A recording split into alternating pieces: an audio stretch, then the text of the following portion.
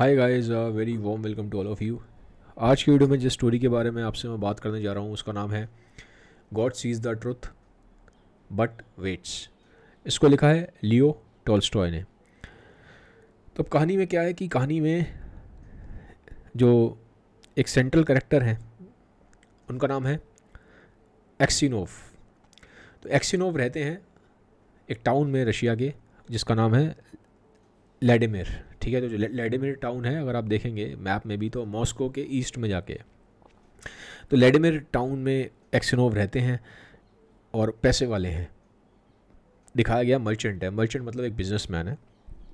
इनके पास दो बड़ी बड़ी शॉप हैं, खुद का एक बड़ा घर है। ठीक है, तो काफ़ी पैसे वाले हैं और जो उनके लुक्स हैं, अपीयरेंस है, he is a very handsome man. Handsome भी हैं बट ये ड्रिंक करते हैं। ठीक है, और झगड़ा भी करते थे।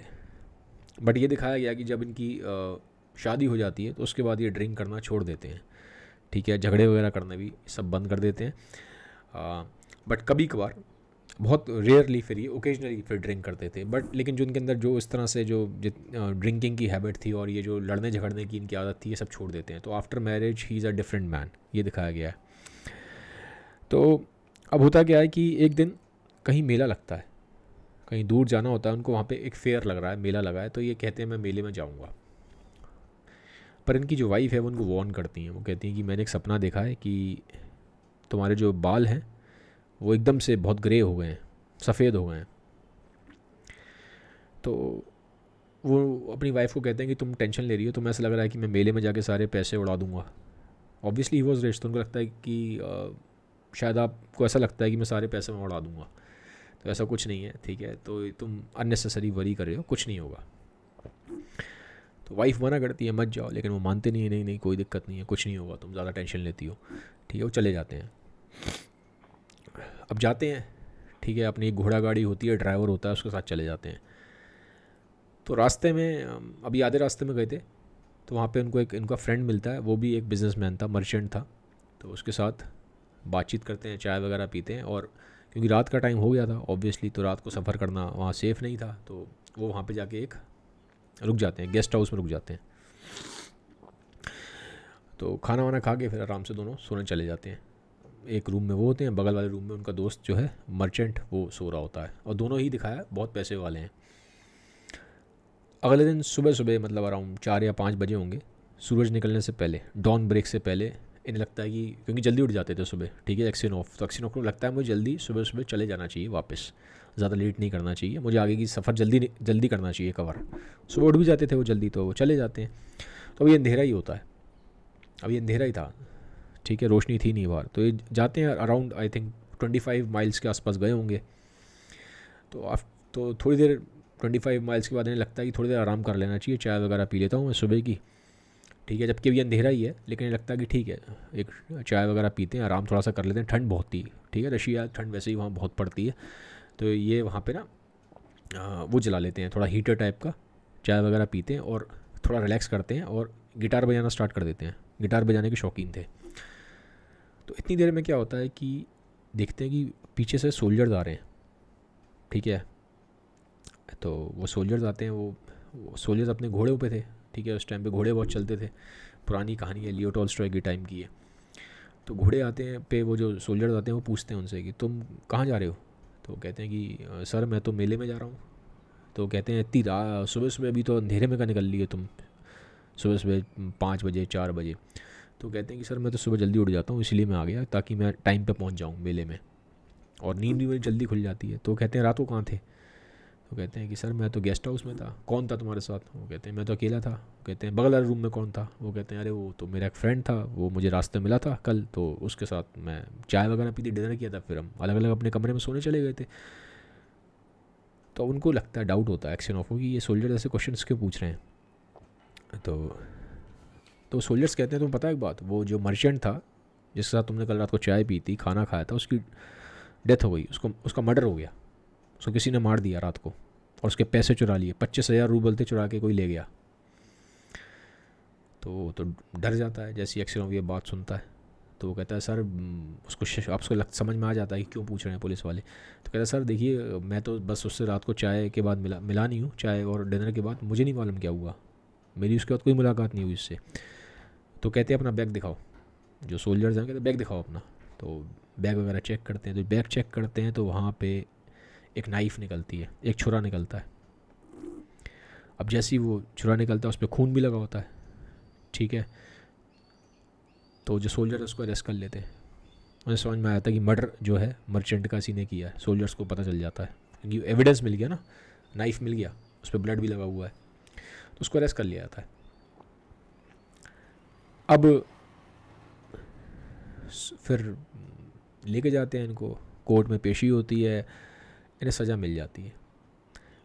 इन्हें सज़ा मिलती है मर्डर की, उस मर्चेंट के मर्डर की, ठीक है। और ये बोलते हैं कि मैंने नहीं किया है, प्लीज़ आप मेरी बात मानिए, मुझे नहीं मालूम मेरे बैग में वो कहाँ से किसी ने वो छुरा रख दिया, मुझे नहीं पता। कहते हैं लेकिन एविडेंस है, वो क्या करें। वहीं पे उन्होंने रंगे हाथों पकड़े गए हैं, बैग में निकला है उनके, और तो उनके ऊपर ब्लेम लगता है वहाँ पे कि मर्डर इन्होंने किया है और चोरी भी 25,000 रूबल्स की इन्होंने ही की है। तो ये कह के इनको जेल हो जाती है। अब ये बात जब इनकी वाइफ को मालूम पड़ती है तो she is all broken, she is in despair, परेशान है बहुत ज़्यादा, ठीक है, बहुत दुखी होती हैं, इनसे मिलने आती हैं। अब मिलने आ रही हैं तो उसमें दिखाया स्टोरी में कि 2 बच्चे हैं इनके, एक बच्चा तो बहुत छोटा है 3-4 साल का है, और एक बच्चा अभी मतलब बिल्कुल गोद में ही है, 5-6 महीने का होगा, ठीक है, ब्रेस्ट फीड पे होगा। तो बड़ी वैसी ट्रबलसम कंडीशन है, ठीक है। तो उनकी वाइफ आती है, इनको देखती है, तो वो बातचीत होती है इनसे, तो ये बोलते हैं, पूरी कहानी बताते हैं, ऐसे ऐसे हुआ, ये हुआ, वो हुआ। पर एंड में इनकी वाइफ इनसे पूछती हैं कि क्या तुमने किया था ये जो तुम्हें सज़ा हुई है, क्या तुमने मर्डर किया था। अब जैसे ही वो सुनते हैं ना एक्शन हुई है, ही ब्रेक्स डाउन, टूट जाते हैं। वो ऐसे अपने हाथ रख लेते हैं आंखों पे, and he starts crying, he starts weeping, कि उनको इस चीज़ का बहुत दुख था कि जो मेरी वाइफ है उसको भी मेरे पे डाउट है, उसको भी भरोसा नहीं है मेरी बात पे।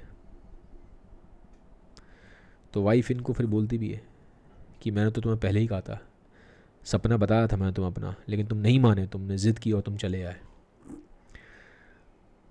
अब फिर इनकी वाइफ चली जाती हैं, तो अब ऑब्वियसली उनको सज़ा होती है, तो सज़ा में उस टाइम पे वहाँ पे इनको फ्लॉक किया जाता है, कोड़े मारे जाते हैं इनको, ठीक है। उसके बाद फिर इनको साइबेरिया भेज दिया जाता है बाकी क्रिमिनल्स के साथ। अब साइबेरिया में बहुत मुश्किल होती है कंडीशंस, लेकिन इनको वहाँ रहना पड़ता है, ठीक है। 26 साल ये वहाँ पे रहते हैं, 26 साल ये साइबेरिया की जेल में रहते हैं, ठीक है। और उस टाइम पीरियड में ही चेंजेस ये दिखाया गया है कहानी में कि 26 साल साइबेरिया की जेल में रहने के बाद ये बिल्कुल चेंज हो जाते हैं। इनिशियली दिखाया था स्टोरी में कि he is a very handsome man, very handsome, very strong man, ठीक है। लेकिन अब नाउ ही इज़ वीक, जो उनकी खूबसूरती थी, जो उनका यूथ था, वो ख़त्म हो गया, ठीक है। And he become silent as well, he become silent. और ये कभी भी कुछ वो नहीं करते थे, जैसे मैंने बोला था स्टार्टिंग में कहानी में आपको कि इनका थोड़ा सा जो उनका रवैया था वो झगड़ालू था, झगड़ा करते थे, बट अब ये झगड़ा नहीं करते थे, ठीक है। वो जो भी इनको बताया जाता था ये बहुत साइलेंट रहते थे, और सारे ही जो नियम हैं, जो रूल्स रेगुलेशंस थे, सब का ये बहुत अच्छे से पालन करते थे। तो धीरे धीरे क्या होता है, इनकी रिस्पेक्ट होने लग जाती है जेल में ना। उस जेल में साइबेरिया की जो जितने भी वहाँ जेलर हैं और जो वहाँ क्रिमिनल्स हैं, वो सब इनकी रिस्पेक्ट करते हैं। सब इनको बोलते थे that he is a grand father, कि ये ग्रैंड फादर है, बहुत अच्छे हैं। इनफैक्ट ये भी होता है कि अगर जब वहाँ पे जेलर्स को किसी चीज़ के बारे में पूछना होता था, किसी क्रिमिनल के बारे में या कुछ भी अगर पूछना है जहाँ पे बहुत ट्रस्ट का इशू है, तो सिर्फ़ और सिर्फ इनसे पूछा जाता था पूरे जेल में। और क्रिमिनल्स के बीच में आपस में कोई लड़ाई हो गई, कोई झगड़ा हो गया, तो उसको सॉल्व कराने के लिए भी इन्हीं की राय ली जाती थी। तो ही becomes a important figure, he becomes a very respected figure. तो इनकी रिस्पेक्ट बहुत थी, इनकी बात की, इनकी ज़ुबान की बड़ी वैल्यू थी। जो ये बात बोलते थे लोग उनको मानते थे, सारे क्रिमिनल्स ही मानते थे और जेलर भी मानते थे, ठीक है। तो बड़ा नाम हो जाता है इस तरह, रिस्पेक्ट बहुत हो जाती है इनकी, ठीक है। वहाँ पे 26 साल वहाँ रह लिया, and now he is a very completely changed person. अब एक दिन क्या होता है, ऐसा टाइम निकलता है, तो वहाँ पे एक नया एक कॉन्विक्ट आता है, नया क्रिमिनल आता है। अब उस क्रिमिनल का नाम है सेम्योनिच। अब नया क्रिमिनल आया है सेम्योनिच, तो ऑब्वियसली वहाँ जो पुराने क्रिमिनल्स हैं वो सब इसको घेर लेते हैं, पूछते हैं कि क्यों तुम आए हो, तुम्हें क्या हुआ। तो ये होता ही है, ठीक है, जेल में जब भी कोई ऐसा नया क्रिमिनल आएगा तो पुराने क्रिमिनल्स पूछेंगे, क्यूरियस होते हैं क्या हुआ तुम्हें, तुम्हें क्यों सज़ा मिल रही है। तो सेम्योनिच अपनी स्टोरी सुना रहा होता है, तो ये भी बैठ के सुन रहे होते हैं, एक्सनोव वहाँ पे होते हैं। तो सेम्योनिच अपनी स्टोरी बताता है, वो कहता है कि मुझे तो मैंने एक घोड़ा चुरा लिया, उसके लिए मुझे यहाँ पे जेल भेज दिया गया। वो बताता है कि मुझे कोड़े भी मारे गए इस चीज़ के लिए, लेकिन वो बताता है कि ये जो मैंने घोड़ा स्टील किया इसलिए किया क्योंकि मेरे को जल्दी थी, बहुत इमरजेंसी थी, इसलिए मैंने किसी का घोड़ा चुरा लिया था। और जब मैं उस जगह पहुंच गया डेस्टिनेशन पे, तो मैंने उस घोड़े को छोड़ भी दिया वापस। तो चुराया मैं था भी नहीं, मैंने वापस उसको छोड़ दिया, वापस पहुंच गया वो अपने ओनर के पास, ओनर को मिल भी गया घोड़ा। और बहुत ही माइनर चीज़ के लिए इन्होंने मुझे जेल भेजा, मुझे ऐसे फ्लॉक किया, कोड़े मारे गए। तो वो हंसता है, वो एक बात बताता है कि आज मुझे जो क्राइम मैंने किया नहीं है उसके लिए सज़ा मिली है, लेकिन वो कहता है मैंने 26 साल पहले एक बहुत बड़ा क्राइम किया था, बहुत बड़ा क्राइम, उसकी मुझे सज़ा नहीं मिली। ठीक है, अब क्या होता है कि वहाँ पे जो एक्शन ऑफ बैठे होते हैं तो थोड़ा सा क्यूरियस हो जाते हैं, एकदम से ऐसी बात सुनते हैं कि 26 साल पहले इसने क्राइम किया था, उसको सज़ा नहीं मिली, बच गया। तो एकदम से उनके कान खड़े हो जाते हैं एक्शन ऑफ के। तो पूछते हैं क्या तुम एक्शन ऑफ फैमिली को जानते हो, जो लैडमिर टाउन में रहती थी। क्योंकि इस सेम्योनिच बताता है कि मैं भी लैडमिर टाउन में ही रहता हूँ।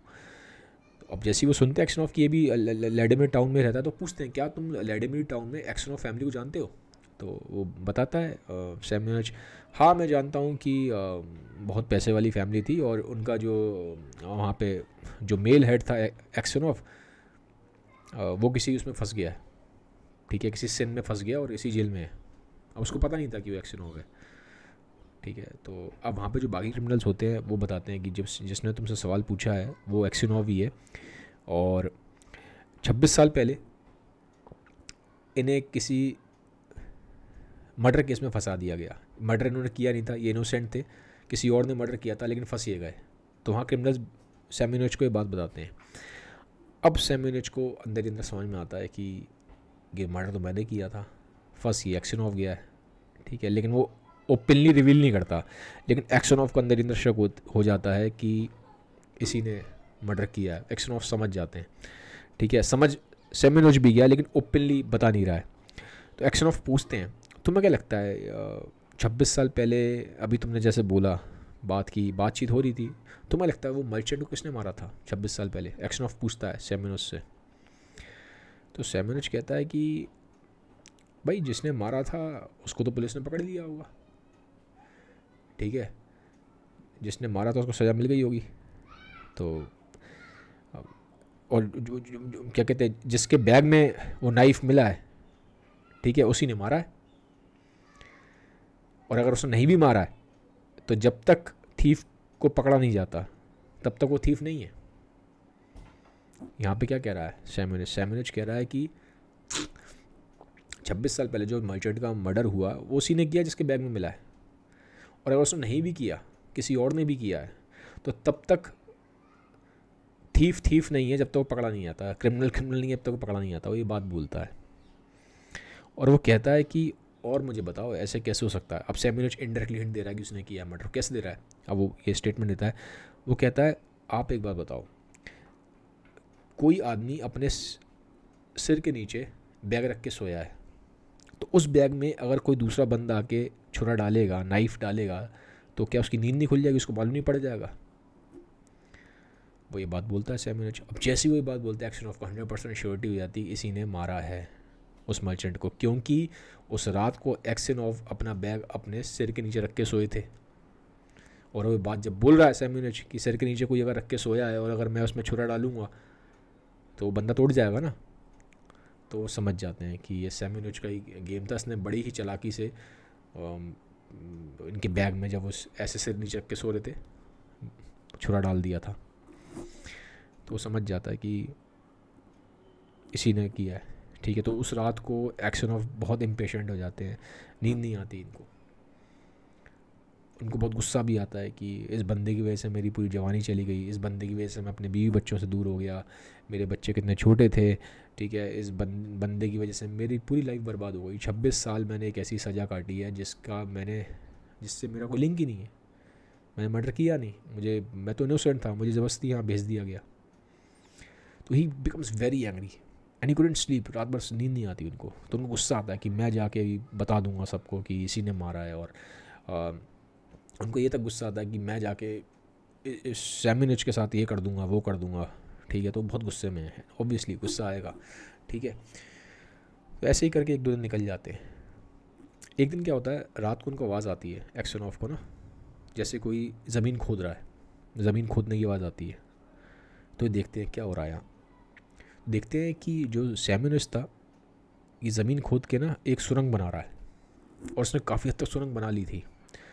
तो सैमिनिच को पता चल जाता है कि एक्सनॉफ उसको देख रहा है। तो सैमिनिच बोलता है एक्सनॉफ को कि मैं ये सुरंग बना रहा हूँ, टनल बना रहा हूँ, और इसके थ्रू मैं ऐसे बाहर निकल जाऊँगा और तुम्हें भी बाहर निकाल दूँगा, लेकिन अगर तुमने किसी को बताया, ठीक है, तो मैं तुम्हें जान से मार दूँगा। तो ये बात वो बोलता है सैमिनिच। अब एक्सनॉफ बोलते हैं कि मुझे तो तुम बहुत साल पहले ही मार चुके हो, मुझे तो तुमने 26 साल पहले ही मार दिया था, अब तुम मुझे क्या मारोगे। और रही बात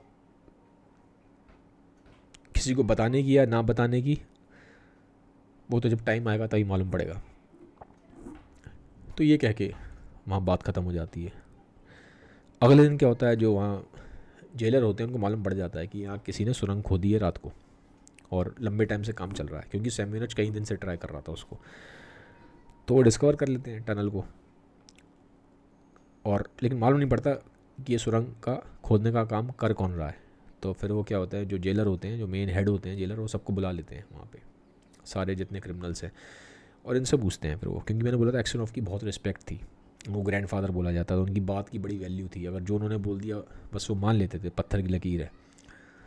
पता था लोगों को ये ऑनेस्ट है, ये बंदा झूठ नहीं बोलता, किसी भी हाल में झूठ नहीं बोलेगा।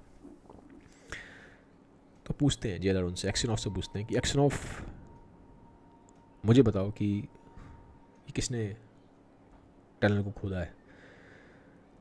अब एक्सनॉफ शक्ल देख रहे हैं, सामने खड़ा है सैमिनिच, वो जानते हैं सैमिनिच ने सुरंग खो दिया। अब सैमिनिच की तो बिल्कुल सिट्टी पुट्टी गुम हो गई, उसकी तो जान निकल जाती है, गला सूख जाता है पूरा, क्योंकि उसको पता है कि मर्डर भी उसने किया था, पुरानी बात है, अब ये तो बदला लेगा एक्सनॉफ।